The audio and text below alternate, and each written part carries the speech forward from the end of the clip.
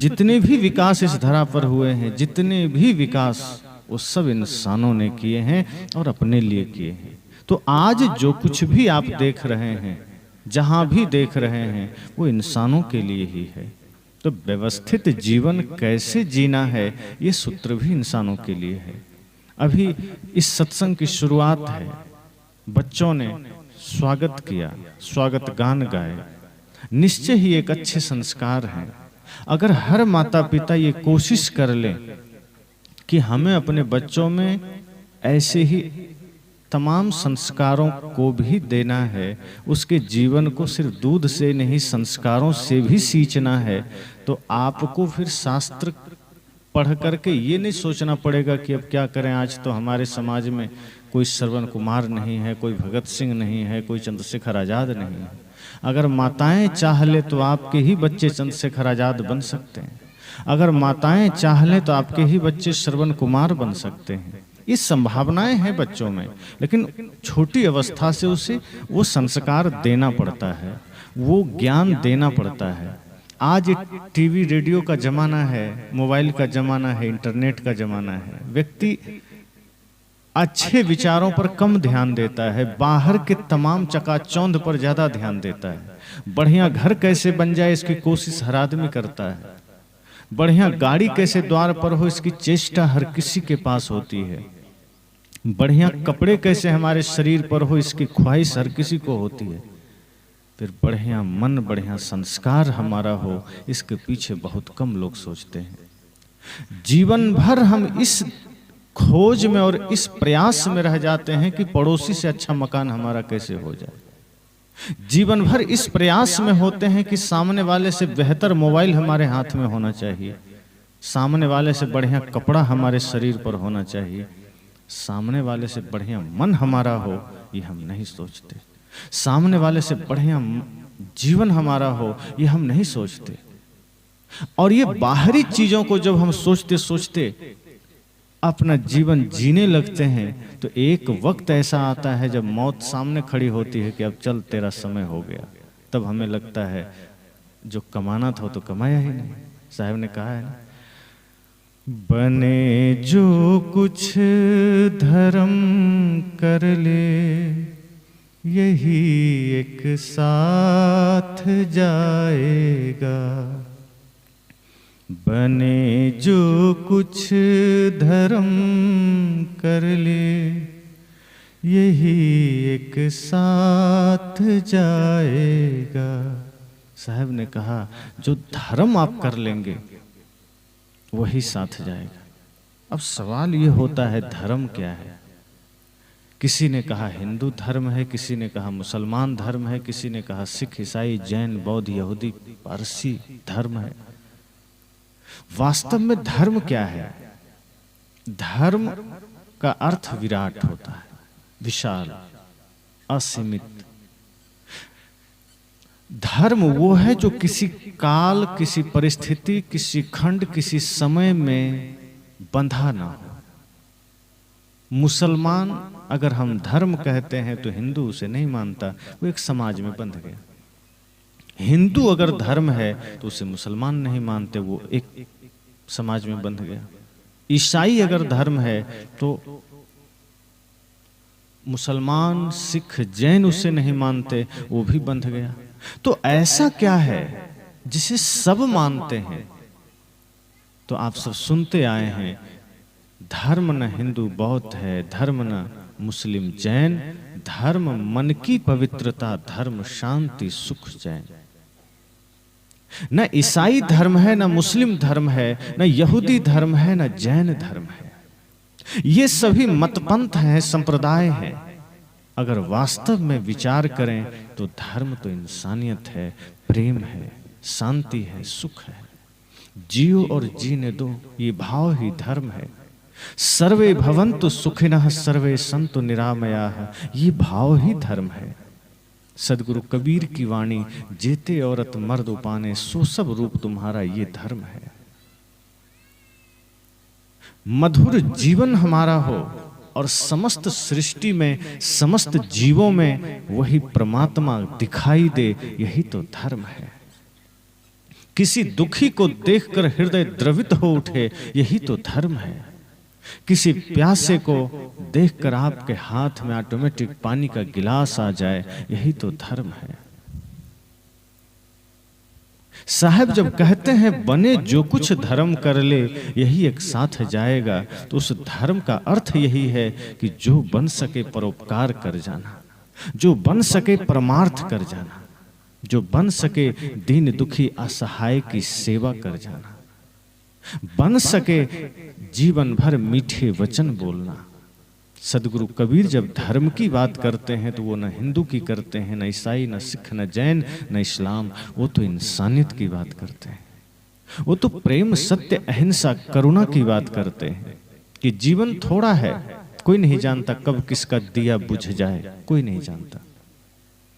हो सकता है कोई बुढ़ापे में जाके गुजरे, कोई जवानी में, कोई बचपन में, और कुछ लोग तो जन्म लेते ही गुजर जाते हैं।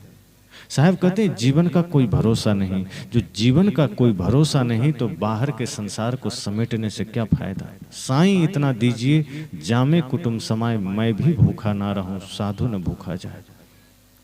सदगुरु कबीर कहते हैं इतना ही चाहिए हमें जितना में मैं न भूखा रहूं, न द्वार पर आया हुआ कोई भूखा लौट सके। बाकी हमारा जीवन ऐसा हो कि जब तक हम जिए अपने लिए नहीं जिए, समाज के लिए जिए, परिवार राष्ट्र के लिए जिए, मानवता के लिए जिए।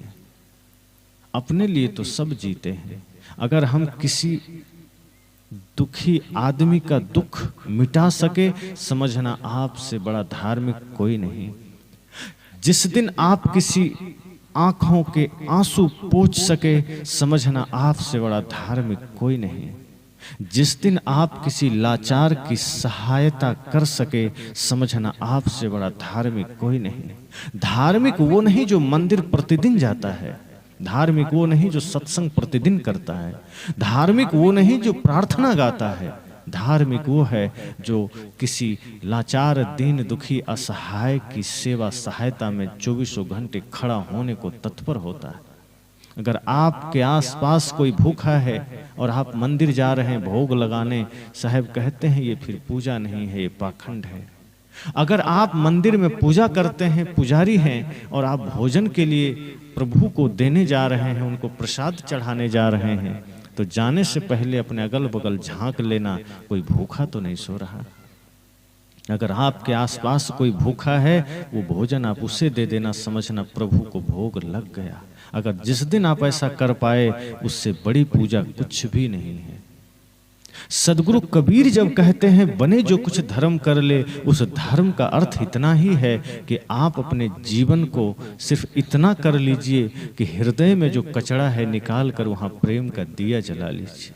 अपने हृदय में सत्य का दीप जला लीजिए, और जिस हृदय में सत्य, अहिंसा, प्रेम, करुणा के दीप जलने लगे, वो व्यक्ति व्यक्ति नहीं, वही तो इंसान, वही परमात्मा बन जाता है। साहब ने कहा है ना, संकल्प हो हमारा इंसान हम बनेंगे, और इंसान बन गए तो भगवान भी बनेंगे। इंसान ही तो भगवान बन सकता है। सभी इंसान भगवान नहीं है, लेकिन सभी इंसान में भगवान होने का सामर्थ्य है। जैसे बीज, सभी बीज में वृक्ष होने की संभावना है, यद्यपि सभी बीज वृक्ष नहीं हो पाते। जिस बीज को सही माहौल, सही वातावरण मिलता है, वो वृक्ष बन जाता है, और जो कहीं मरुस्थल में पड़ गया, पत्थरों पर पड़ गया, वो सूख करके खत्म हो जाता है। जिस बीज को बढ़िया माहौल मिल गया, बढ़िया मिट्टी पानी मिल गया, वो बीज वृक्ष बन गया, और कोई सोच भी नहीं सकता कि छोटे से बीज में इतना विशाल वृक्ष छिपा हो सकता है। आप पीपल के बीज को देखिए, बरगद के बीज को देख के समझ से परे आपको लगेगा कि इस इतनी सी बीज में इतना विशाल वृक्ष समा सकता है। ऐसे ही सभी नर में नारायण होने की संभावना है, सभी में परमात्मा होने का सामर्थ्य है। ये अलग बात है कि सभी उसे जागृत नहीं कर पाते। साहब कहते हैं जो व्यक्ति अपने भीतर के जीवन को समझ लेता है, अपने भीतर की शक्ति को जागृत कर लेता है, वो व्यक्ति, वही इंसान भगवान होने का सामर्थ्य प्राप्त कर लेता है। इसलिए जब सदगुरु कबीर धर्म की बात करते हैं तो धर्म से उनका अर्थ इतना ही होता है कि जहां भी आपकी नजर जाए पूरे सृष्टि में सबके प्रति करुणा का भाव हो, सबके प्रति प्रेम का भाव हो। ऐसा नहीं हो पाता। आज व्यक्ति अपने परिवार के प्रति तो करुणा का भाव रख लेता है, पड़ोसी के प्रति नफरत का भाव रखता है। आज व्यक्ति अपने बच्चों के प्रति तो प्रेम का भाव रख लेता है, लेकिन अपने भाई के ही बच्चों के प्रति प्रेम का भाव नहीं रख पाता। आज अपनी माँ के प्रति तो प्रेम का भाव होता है, लेकिन सास माँ के प्रति नहीं हो पाता। सदगुरु कबीर कहते हैं इस स्वार्थ और संसार के माया का प्रभाव है, जिससे हमारा मन, हमारा जीवन अपने से अधिक कुछ सोचता ही नहीं है। संसार के प्रति हम जिम्मेदार हो ही नहीं पाते, समाज के प्रति हम जागरूक हो ही नहीं पाते। हमारे हृदय में जो प्रेम छिपा है उसे हम जागृत कर ही नहीं पाते। इसलिए कोई नहीं जानता कल क्या हो, आज हमारे हाथ में है। आज हम जो चाहें कर सकते हैं। अपने जीवन को बेहतर बनाने के लिए हमें जो कुछ भी उचित है करना चाहिए। मैंने कहा कि जब हम समय रहते अपने जीवन को सुंदर बना लेते हैं, हमारा जीवन में फिर किया गया हर कर्म पूजा बन जाता है, धर्म बन जाता है। और वही संस्कार फिर आपके बच्चे सीखते हैं, फिर वही बच्चे आपके सपनों को पूरा करते हैं। आज एक माता पिता होने के नाते आपका फर्ज सिर्फ इतना नहीं है कि आप अपने बच्चों को सिर्फ डॉक्टर इंजीनियर होने के सपने दिखाएं। कि आप माता पिता हैं इसका मतलब सिर्फ इतना नहीं कि वो IAS IPS बन करके सिर्फ किसी पद पर जाकर के जीविकोपार्जन कर सके, बल्कि सबसे पहली जरूरत आपकी है कि आप अपने बच्चों को एक सच्चा इंसान होने की प्रेरणा दें। आपकी सबसे पहली जरूरत है कि आप कोशिश करें आपका बच्चा दुनिया में कुछ हो ना हो, कम से कम 4 चीज उसके जीवन में जरूर होना चाहिए। माता के प्रति भक्ति, पिता के प्रति भक्ति, गुरु के प्रति भक्ति और राष्ट्र के प्रति भक्ति। अगर आपने अपने बच्चों में ये 4 भक्ति की प्रेरणा दे दी तो आपके बच्चे डॉक्टर इंजीनियर बने न बने, आपका बच्चा वकील बने न बने, IAS IPS बने न बने, लेकिन वो इतना बड़ा वृहद इंसान बन सकता है कि उसी में फिर समाज अपना कल्याण देखेगा, कि वही समाज के लिए प्रेरणा स्रोत बन जाएगा, कि वही समाज के लिए बदलाव लाने का एक माध्यम बन जाएगा। और आज समाज में बदलाव की जरूरत है, और वो बदलाव कहीं आकाश से नहीं आएगा। आज समाज में परिवर्तन की आवश्यकता है, और ये परिवर्तन कोई पड़ोसी देश लेकर नहीं आएगा। आप लोगों को ही वो संकल्प लेना है कि हमें वो संस्कार अपने भीतर जागृत करना है कि हमारे वो दिव्य संस्कार हमारे संतान में उतर सके। और जिस माता पिता ने ऐसा संकल्प लिया, उसी के संतान में श्रवण कुमार की भी आभा आ जाती है, उसी के संतान में भगत सिंह, खुदीराम बोस की आभा आ जाती है, उसी बच्चियों में लक्ष्मीबाई, मीराबाई का जीवन आ जाता है। फिर आपको कहीं अलग से सोचने समझने की जरूरत नहीं है। आपके पास साधन है, सामर्थ्य है, शक्ति है। आप चाहें, ऋषियों ने इसलिए कहा है माता निर्माता भवति, माताएं निर्माण करती है बच्चों का, सिर्फ जन्म ही नहीं देती, वो निर्माण करती है। जैसे एक शिल्पकार पत्थर को काट काट करके मूर्ति बनाता है, मूर्ति का निर्माण करता है, वैसे ही माताएं संतान का निर्माण करती है। लेकिन आज माताएं बच्चों को जन्म दे करके निर्माण करना छोड़ दी है। जन्म तो दे देती हैं, वो बच्चे फिर धीरे धीरे बढ़ते हैं, जो सहज स्वाभाविक वो सीखते समझते हैं, सीखते हैं, लेकिन हम ऐसा कोई संस्कार नहीं दे पाते जिससे कि उसके जीवन में दिव्यता आ सके। बच्चे ज्यों ज्यों बड़ा होने लगते हैं, आप उसे दादा दादी से परिचय तो करा देते हैं, मौसा मौसी से परिचय करा देते हैं, बड़ा पापा बड़ी मम्मी से परिचय करा देते हैं, अपने खेत खलिहान दुकान से परिचय करा देते हैं, अकाउंट से परिचय करा देते हैं, गाड़ी से परिचय करा देते हैं। आप पूरी दुनियादारी उसको समझा देते हैं थोड़ा सा बड़ा होते ही, लेकिन आप उसी अवस्था में अपने बच्चों को बुद्ध, महावीर, कबीर से परिचय नहीं करा पाते, राम कृष्ण से परिचय नहीं करा पाते, भगत सिंह, चंद्रशेखर आजाद, लक्ष्मीबाई से परिचय नहीं करा पाते। और जिस बच्चे ने बचपन में अपने महापुरुषों को जाना ही नहीं, वो आगे बढ़ने के लिए वो अपने जीवन में वो दिव्य संस्कार कहाँ से लाएगा? फिर तो वो वही करेगा जो आप बाद में पसंद नहीं करते हैं। अगर उसके जीवन में शुभ संस्कार आया ही नहीं तो फिर वो आपको वृद्धाश्रम ही तो भेजेगा, वो आपकी सेवा कैसे करेगा श्रवण कुमार की तरह। आप चाहते तो हैं बच्चे हमारी सेवा श्रवण कुमार की भांति करें, 4 धाम की यात्रा कराए, अरे नहीं कंधे पे कराए, गाड़ी में बैठा के कराए, सबकी ख्वाहिश होती। 4 धाम भी ना ले जाए तो कम से कम द्वार पर हमारा दिन रात ख्याल रखे, पानी पूछे, भोजन पूछे, चरण दबा दे, उतना भी न करे, प्यार से पास में बैठे, इतनी ख्वाहिश तो सभी माताओं की होती। लेकिन आपने श्रवण कुमार होने की प्रेरणा ही बचपन में नहीं दी है। आपने तो उसे डॉक्टर होने की शिक्षा दी है, आपने तो उसे इंजीनियर होने की शिक्षा दी है, आपने तो उसे धन कमाने की शिक्षा दी है, आपने तो उसे दुनियादारी से परिचय कराया है, संस्कारों से तो परिचय कराया ही नहीं है।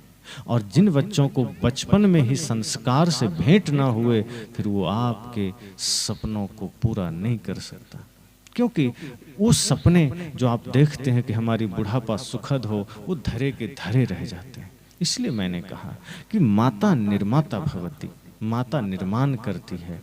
अभी जो बच्चे आए, आपने थोड़ा सा इशारा किया, उनके भीतर वो संस्कार है भीतर, उसे सिर्फ जगाना पड़ता है, कहीं से डालना नहीं पड़ता। डालना तो कचरा पड़ता है, गंदगी उसके अंदर डालनी पड़ती है।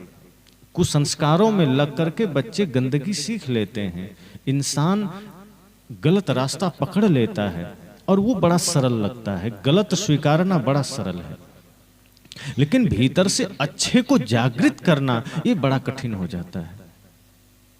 गलत मार्ग में जाना सिखाना नहीं पड़ता, वो देख के व्यक्ति सीख लेता है, क्योंकि मन पुराना है, मन अनादिकाल से हमारे साथ है और मन में संस्कार वही संसार का है, वही गंदगी का संस्कार है। तो आपको किसी को चोरी सिखानी नहीं पड़ती, किसी को नशा सिखाना नहीं पड़ता, किसी को झूठ बोलना सिखाना नहीं पड़ता, लेकिन जो वास्तव में भीतर है उसी को जागृत करने के लिए साधना करनी पड़ती है। सत्य, अहिंसा, प्रेम, करुणा, ये दिव्य संस्कार ये बाहर से लाने नहीं पड़ते, भीतर ही है, तब भी कठिन होता है। और जो बाहर से लाना है वो मन तुरंत पकड़ लेता है। और इसका कारण इतना ही है कि संसार का मार्ग नीचे का मार्ग, और जैसे आप पानी गिराते हैं तो पानी कहाँ जाता है? गड्ढे में जाता है ना। जिधर नीचा होगा पानी खुद चला जाएगा, आपको प्रयास नहीं करना पड़ेगा। लेकिन उसी पानी को ऊंचा ले जाना हो तो आपको मोटर लगाना पड़ता है, बिना मोटर के नहीं जा सकता। संसार का मार्ग, हिंसा का मार्ग, नफरत का मार्ग, या जीव जो भी विकार का मार्ग है वो नीचे का मार्ग है, और मन बड़ा हल्का होता है, वो नीचे ही चला जाता है, उसमें मेहनत नहीं लगती। संसार में जाने में मन को कोई मेहनत नहीं लगता, गलत सीखने के लिए कोई मेहनत नहीं लगता। आदमी थोड़ा बेहोश हो जाए वो गलत हो जाएगा, आदमी में थोड़ी सी मूर्छा आए कि वो चोरी, हिंसा, नशा में तुरंत चला जाएगा। सात्विक जीवन जीने के लिए होश की आवश्यकता है, जीवन को ऊपर उठाने के लिए योग की आवश्यकता है, मन को पवित्र बनाने के लिए ध्यान, योग, सत्संग की आवश्यकता है, गुरु मंत्र की आवश्यकता है। तो बच्चों को आप थोड़ा सा इशारा करेंगे जिस दिशा में, वो सीखते हैं, करते हैं, क्योंकि नेचुरली भीतर है, प्राकृतिक रूप से भीतर है। लेकिन जैसे ही हाथ ढीला करेंगे माया खींच लेती है अपनी ओर, बड़ी प्रबल है। मन भी उसी से संबंधित है, मन सदैव से माया का अनुचर रहा है, माया के साथ उसका बड़ा साठगांठ है, मन का उससे बड़ी मित्रता है। जब आप थोड़ा सा लगाम ढीला करते हैं, माया तुरंत मन को खींच लेती है और मन फिर उन्हीं बुरे विकारों में चला जाता है। इसलिए संत कहते हैं कि जब आप सावधान होते हैं, सजग होते हैं और उसी सजगता के साथ अपने जीवन में और बच्चों को शुभ संस्कार परोसते हैं, तो फिर धीरे धीरे जीवन ऊपर उठता है। फिर जो आप समाज में चाहते हैं वो आप कर सकते हैं। जैसा समाज का निर्माण चाहते हैं वैसा समाज निर्मित हो सकता है। और सभ्य समाज, सुंदर समाज हो, इसकी चेष्टा हर किसी को करना चाहिए। आप सब अपने समाज के विकास में भागी बन सकें, ऐसा संकल्प आपका होना चाहिए। इस जीवन का अर्थ ही यही है। वरना जीवन का प्रयोजन क्या है? एक दिन ये शरीर राख हो जाना है, मिट्टी में चले जाना है। जीव कोई दूसरा शरीर धारण कर लेगा, मिलेगा क्या? क्या पाया, क्या मिला? इसलिए तो कई बार संतजन कहते हैं कि कहां से आया तो पता नहीं, कौन से जन्म से आया किसी को पता नहीं। अब कहां जाना है ये जरा ध्यान कर लेना, क्योंकि जो शरीर आज मिला है अगर इसका उपयोग नहीं कर पाए तो ये शरीर भी निकल जाएगा। फिर अगला जन्म ना जाने कहां हो जाए, कैसा संस्कार हो और हम कहां जन्म ले लें, फिर ये मौका मिलने वाला नहीं है। ये शरीर इसलिए ही मिला है कि हम कुछ अच्छा कर जाएं, कुछ नेक काम कर जाएं, कुछ धर्म का, कुछ परमार्थ का, कुछ परोपकार का काम कर जाएं। और ऐसा जब आप करेंगे तो आपके ही संस्कारों को आपके बच्चे सीखेंगे। जितने बच्चे यहाँ बैठे हैं या जो बैठे थे, न जाने इनमें किसके संस्कार में क्या हो सकता है थोड़ा सा सहयोग देने की जरूरत हो सकता है आपको थोड़ा सा जागृत करने की जरूरत हो। और ये बच्चे न जाने कल को कौन सा इतिहास लिख सकें, कोई जानता थोड़े। खुदीराम बोस जैसे स्वतंत्रता सेनानी 14 वर्ष की अवस्था में राष्ट्र के लिए शहीद होने का सामर्थ्य रख सकता है। आज 14 क्या 25-30 वर्ष के बच्चे, युवा देश के प्रति जिम्मेदार नहीं हो पाते, समाज के प्रति जिम्मेदार नहीं हो पाते, माता पिता के प्रति जिम्मेदार नहीं हो पाते। वो समय सोचिए, खुदीराम बोस 14 वर्ष में, उधम सिंह 19 वर्ष में, भगत सिंह 23 वर्ष में इस जगत, इस देश के लिए शहीद हो जाते हैं। उनके भी तो माता पिता थे, वो आकाश से थोड़े आए थे, इसी धरा, इसी जमीन के थे, इसी भारत भूमि के थे। लेकिन उनके माँ बाप ने कैसा संस्कार दिया था कि 14 साल का बच्चा देश के लिए सोच रहा था, प्राणों की बलि देने के लिए एक कदम पीछे नहीं हटा।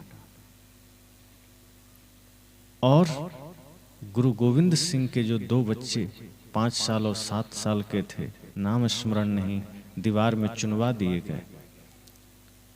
अपने इसी देश के लिए वो गर्दन कटाना स्वीकार कर लिया। 5 साल का बच्चा, 7 साल का, लेकिन सिर नहीं झुकाया मुगलों के सामने। ये संस्कार है माता पिता का, ये संस्कार है गुरुओं का। आज हमारे यहाँ सत्संग होता है, पूरे भारत में सत्संग होता है। सत्संग लोग सुनते भी हैं,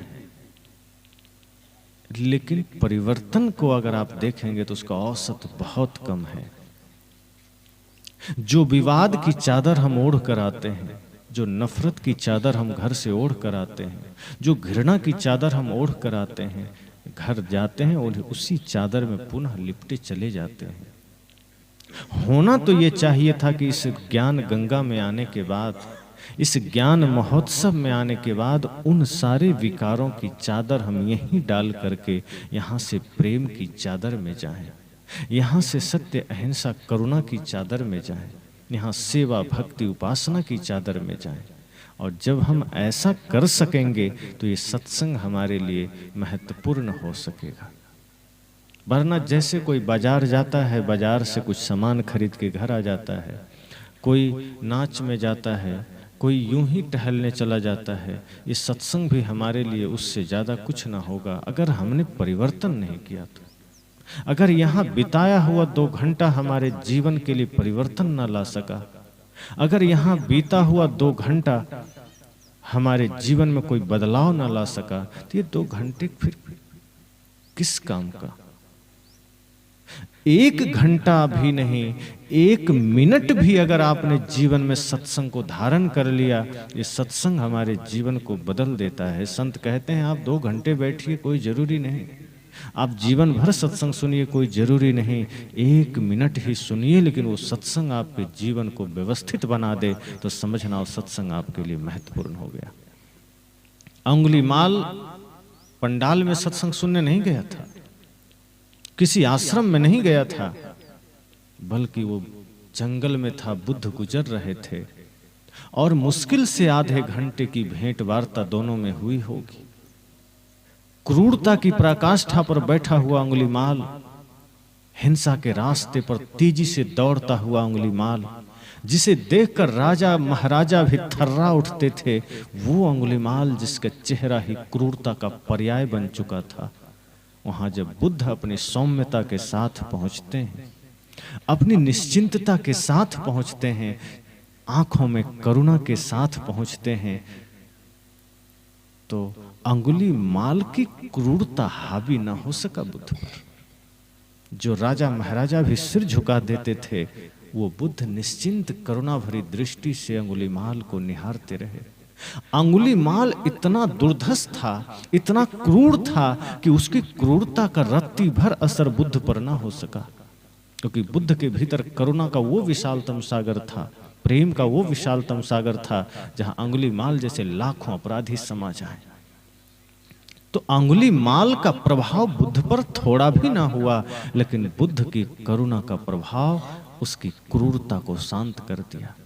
बुद्ध के प्रेम का असर ऐसा हुआ कि अंगुलीमाल की सारी अकड़ निकल गई, उसके भीतर के सारे अहंकार, सारे हिंसा, सारे पाप शांत हो गए। सत्संग में नहीं गया था, बुद्ध की करुणा भरी दृष्टि और 2 ज्ञान के शब्द सुनते ही उसने जीवन को बदल लिया। जीवन बदलने के लिए 1 मिनट का सत्संग पर्याप्त होता है। और जिन जिन ने जीवन बदला है, स्वयं बुद्ध का जीवन आप देखिए, जिससे अंगुलीमाल बदल गया, वो बुद्ध स्वयं कैसे बदल गए थे। जब वो सिद्धार्थ ही थे तो सिर्फ 4 घटनाओं को देखा था और कुछ नहीं देखा। एक बूढ़े व्यक्ति को देखा, एक बीमार को देखा, एक मरे हुए को देखा और एक संत को देखा। ये 4 घटनाओं को देखकर उनके जीवन में एक ऐसा बदलाव आया कि सिद्धार्थ से तथागत गौतम बुद्ध बन गए। ये जीवन का उद्देश्य होना चाहिए कि अगर हम संत को सुनते हैं, अगर हम शास्त्र को पढ़ते हैं, अगर हम सत्संग में बैठते हैं, वो सत्संग हमें बदलाव की ओर ले जा सके। जो पीड़ाएं जीवन में है, जो बुराइयां जीवन में है, हम उसके प्रति इतने प्रेम से क्यों भरे होते हैं। जो प्रेम हमें समाज राष्ट्र के प्रति दिखाना है, वो प्रेम हम अपने बुराइयों के प्रति दिखाते हैं। हम अपने बुराई को छोड़ना ही नहीं चाहते, उससे इतना प्रेम कर बैठते हैं कि अहंकार न छूट सके, नफरत घृणा न छूट सके। जिसे जहर समझ के छोड़ देना था, हम उसे प्रेम से गले लगाए हुए हैं।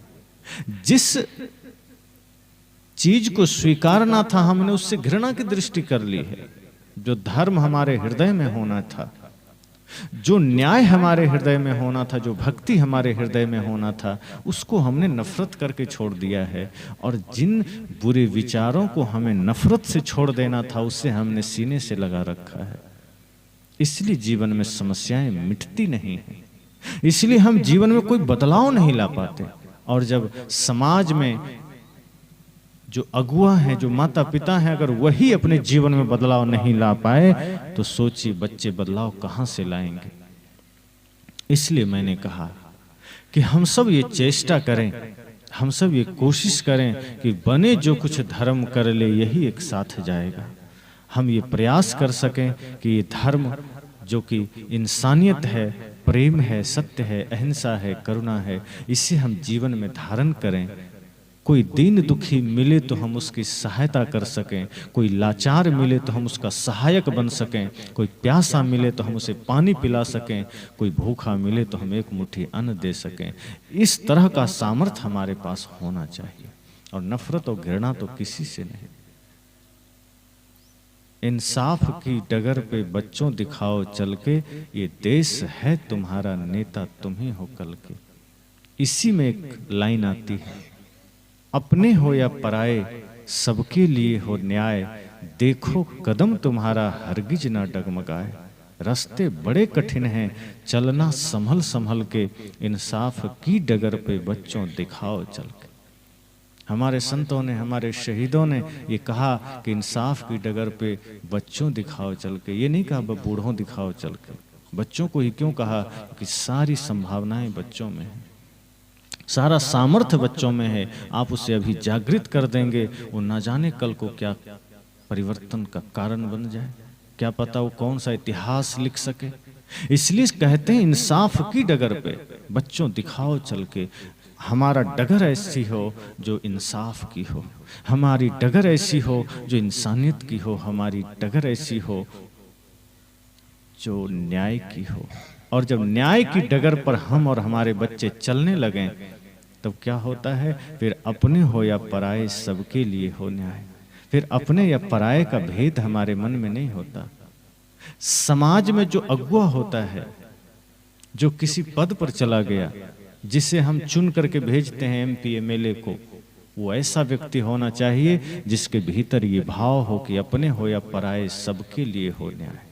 और जो पहले ही शराब की थैली बांट कर चुनाव जीता है तो वो तो पहले अपना घर भरता है और समाज में बुराई का कारण बनता है, और समाज में जितने भी बिगड़ने की संभावना होती है वही लोग कारण बनता है। इसलिए हम देखते हैं जगह जगह जब चुनाव का समय आता है तो वो शराब बंटने लगती है और लोग एक थैली शराब के बदले अपना कीमती वोट डाल करके ऐसे लुच्चे लफंगे को वहां तक पहुंचा देता है जो पहले अपना ही घर भरता है, और जो देश की बर्बादी का कारण बनता है, जो समाज की बर्बादी का कारण बनता है।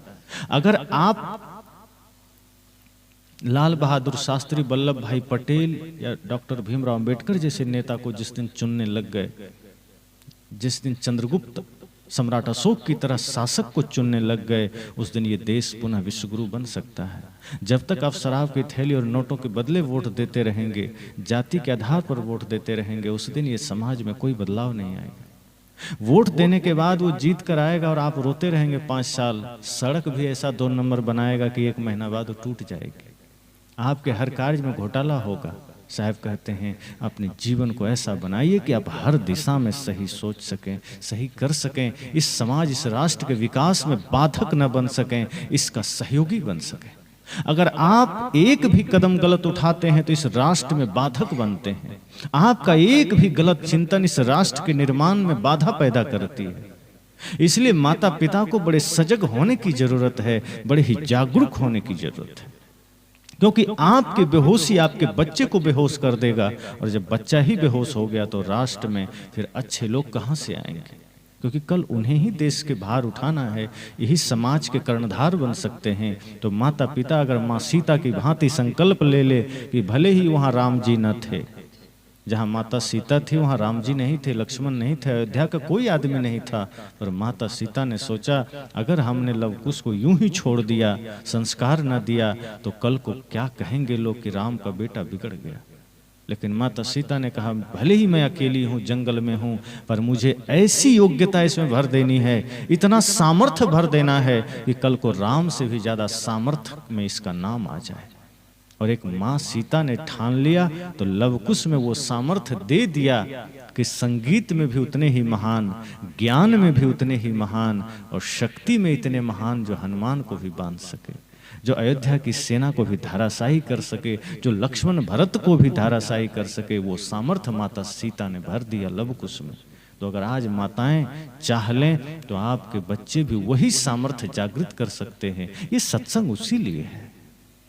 लोग कहते हैं हम ऐसा कैसे कर पाएंगे? मैंने कहा हर इंसान में संभावना है, अगर ठान ले धरती पर कुछ भी असंभव नहीं है। आज आप ठान लें, आप अपने बच्चों को वो दिव्य संस्कार दे सकते हैं। उसके लिए 24 घंटे सजगता की जरूरत है। आप 4-6 घंटे स्कूल भेज करके आप निश्चिंत हो जाते हैं, उस समय भी आप सजग रहिए कि आपके बच्चे ना जाने विद्यालय में क्या कर रहे हैं, ना जाने वहाँ कैसे शिक्षक हैं जो गुटखा खा रहे हैं कि बीड़ी पी रहे हैं, आपके बच्चे से ही गुटखा मंगा रहे हैं, बीड़ी मंगा रहे हैं, ना जाने वो क्या हो रहा है। ये निगरानी आपको ही रखनी है। और यदि आपने हॉस्टल में डाल दिया है तब तो वहाँ और ज्यादा सजगता की जरूरत है, न जाने वहाँ क्या हो रहा है।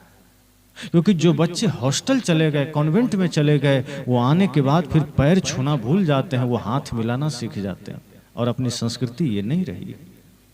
इसलिए वो ध्यान माताओं को ही रखना है, आपको ही रखना है। इसलिए मैंने कहा कि जब हम जागृत हो उठेंगे, जिस दिन हमें लग जाएगा कि नहीं अब बहुत हो गया, अब जीवन का न जाने क्या ठिकाना, न जाने ये दिया कब बुझे, आज समय है, आज वक्त है, आज ही हमें संकल्पित होकर के अपने जीवन को भी व्यवस्थित करना है और वही दिव्यता अपने बच्चों में उतारना है, चाहे जो करना पड़े। जैसे व्यक्ति धन के लिए कुछ भी कर लेता है ना, तो जिस धन के लिए आप सब कुछ करते हैं, अंत में वो धन यहीं रह जाता है, तो सोचिए जो धन साथ जाएगा उसके लिए कुछ क्यों नहीं करते। संग चले सोई धन है, संतो छूट जाए सोई माया। करो तैयारी ऐसे धन की जो नहीं होए पराया। संग चले सोई धन है, संतो छूट जाए सोई माया। संत ने कहा जो संग चले वो धन है, जो छूट जाए वो माया है। तो जो छूटने वाली माया है उसके लिए हम प्राण तक लगा देते हैं, जो धन साथ जाने वाला है उसके लिए हम कुछ नहीं करते।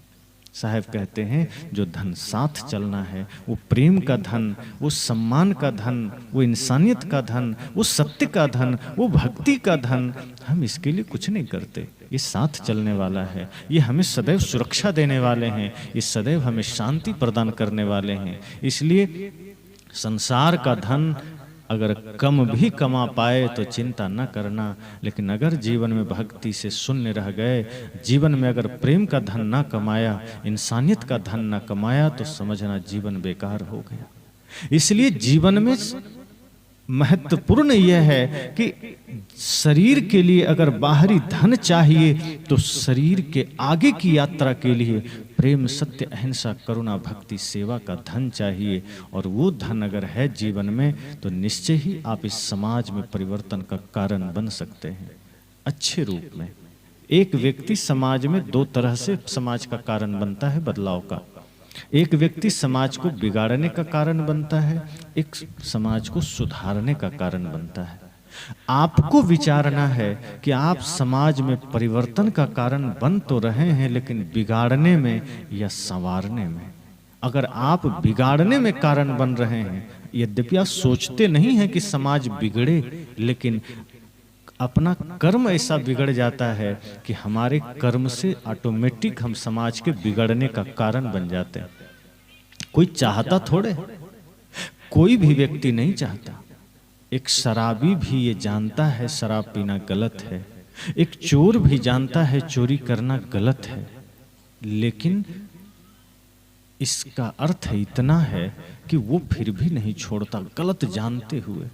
एक चोर को आप कहिए कि क्या तुम चाहोगे तुम्हारा बेटा चोर बने, वो कहता है मैं कभी नहीं चाहूंगा, वो नहीं चाहता। एक शराबी कभी नहीं चाहता उसका बेटा भी शराबी बने, गलत है वो खुद कर रहा है, लेकिन वही चीज अपने बच्चों में उतारना नहीं चाहता। वो भी चाहता है मेरा बेटा तो बुद्ध महावीर बन सके, वो भी चाहता है हमारा बेटा तो भगत सिंह बन सके, ये कामना उसकी भी है। इसलिए मैंने कहा कि हम समाज में परिवर्तन का कारण तो बने, लेकिन बिगाड़ने में नहीं, समाज को संवारने में। हम समाज के बदलाव का कारण तो बने, लेकिन गलत अर्थों में नहीं, सही अर्थों में। इसलिए मैंने कहा कि जब हम तैयार होंगे एक नए परिवर्तन के लिए, जब हम तैयार होंगे एक नए बदलाव के लिए, तो समझना कि ये जीवन की सबसे बड़ी उपलब्धि होगी। अभी हम जो कुछ भी करते हैं, हमारे मूल में संसार और संसार की सारी व्यवस्थाएं होती हैं।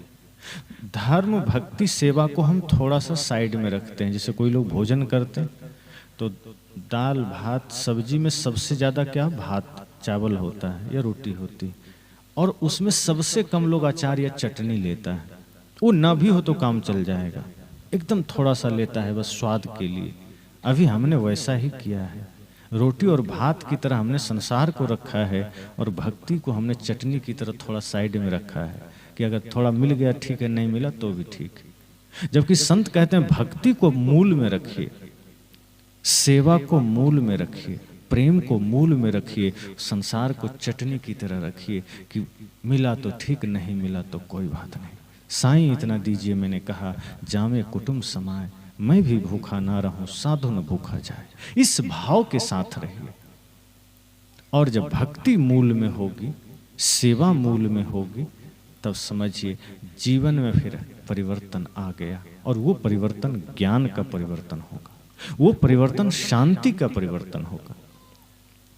तो इन सारे विचारों के बाद इतना ही संकल्प हम सबको लेना चाहिए कि हम स्वयं के जीवन को तो व्यवस्थित करें ही, स्वयं के परिवर्तन का कारण तो बने ही, अपने आने वाली पीढ़ियां, अपने वर्तमान में जो संतानें हैं, उनके भी परिवर्तन का कारण बन सके, उनके भी बदलाव का कारण बन सके। उसके भीतर जो हमने भौतिकता भर दी है, उसके भीतर जो हमने संसारिकता भरी है, या संसार का प्रभाव से जो उसने सिर्फ संसार को ही जाना है, माता पिता का कर्तव्य है कि अपनी संतान को वो संन्यास का भी परिचय कराए, वो महापुरुषों से भी परिचय कराए, वो ज्ञान से भी परिचय कराए। संन्यास से परिचय का मतलब ये नहीं समझिएगा कि बच्चों को संन्यास की ओर आप धकेलिए। यद्यपि अगर संन्यास स्वयं के भीतर से जागृत हो तो अच्छी बात है। संन्यास का अर्थ है स्वयं में स्थित होना, और वो किसी कपड़े में भी किया जा सकता है। संन्यास का आज लोग रूढ़ अर्थ ले लिए कि जो घर छोड़ दिया वही सन्यासी है। संन्यास का यूं हमारे ऋषियों ने अर्थ किया था कि जो घर में भी रह करके मनसा वाचा कर्मणा शुद्ध है, पवित्र है, वो भी सन्यासी है। जिसने अपने विचार को सुंदर बना लिया है, वो ड्रेस किसी में भी हो, वो सन्यासी है। इसलिए सदगुरु कबीर कहते हैं, कहें ही कबीर सुनो भाई साधो, उस सबको साधु कहते हैं। जिसने जीवन को साधा है, जिसने जीवन को संवारा है, वो सब साधु है।